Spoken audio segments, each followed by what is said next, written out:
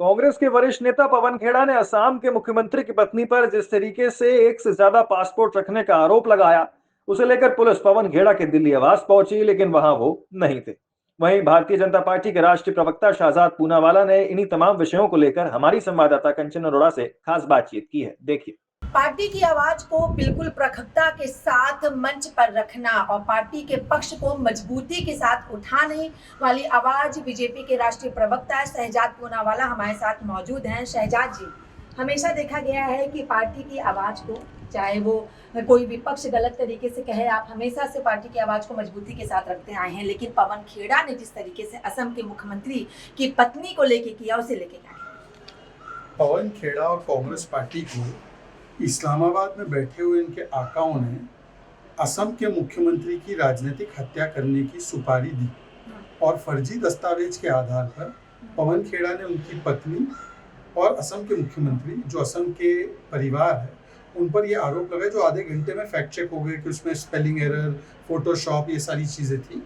और जब criminal complaint file हुई और पुलिस उनके पीछे आई कि ये पता करने के लिए षड्यंत्र क्या है, तो अब वो किसी बिल में जाकर छिप गए हैं। अब सवाल ये बनता है कि ये साजिश के पीछे कौन कौन है।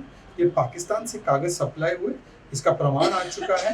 पाकिस्तान में चर्चा हो रही थी कि असम के मुख्यमंत्री को राजनीतिक रूप से असैसिनेट करके गौरव गोगोई, जिनके पाकिस्तान से लिंक है, नेटवर्क है, उनकी वाइफ ब्रिटिश सिटीजन है जो पाकिस्तान आईएसआई एजेंट्स के टच में थी, उनको मुख्यमंत्री बनाया जाए।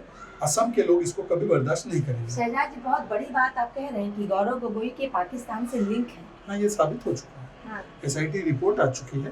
वो छुपकर पाकिस्तान गए थे, रावलपिंडी जहाँ पे आर्मी का हेडक्वार्टर है, वहाँ पे विजिट की। उन्होंने बताया नहीं किसी को। उनकी वाइफ को पाकिस्तान के कंपनी से, पाकिस्तान की एजेंसी से पैसा मिल रहा था।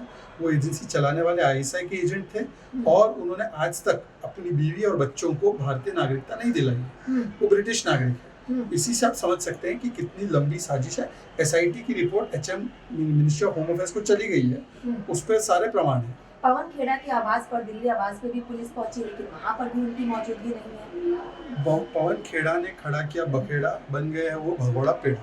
जी, एक अंतिम चीज, क्या इन सारे प्रकरण का असम के विधानसभा चुनाव में भारतीय जनता पार्टी पर कोई फर्क पड़ रहा है? भारतीय जनता पार्टी पहले भी जीत रही थी चुनाव। अब ये जो आरोप उन्होंने लगाया और असम को गाली दी, असम की बेटी का एक अपमान किया है, तो अब असम की जनता इनको एक भी सीट नहीं देगी। चलिए, बहुत बहुत शुक्रिया। तो ये थे हमारे साथ बीजेपी के राष्ट्रीय प्रवक्ता पवन खेड़ा, जिनका साफ तौर पर कहना है कि जिस तरीके से पवन खेड़ा ने आरोप लगाया, जो कि पूरी तरीके से खारिज भी हो गया, वो एआई जनरेट किया गया था, और साथ ही ये भी बड़ी बात कही है कि गौरव गोगोई का पाकिस्तान से लिंक भी है। वीडियो जर्नलिस्ट हिमांशु यादव के साथ में कंचन अरोड़ा, TV7 भारत, दिल्ली।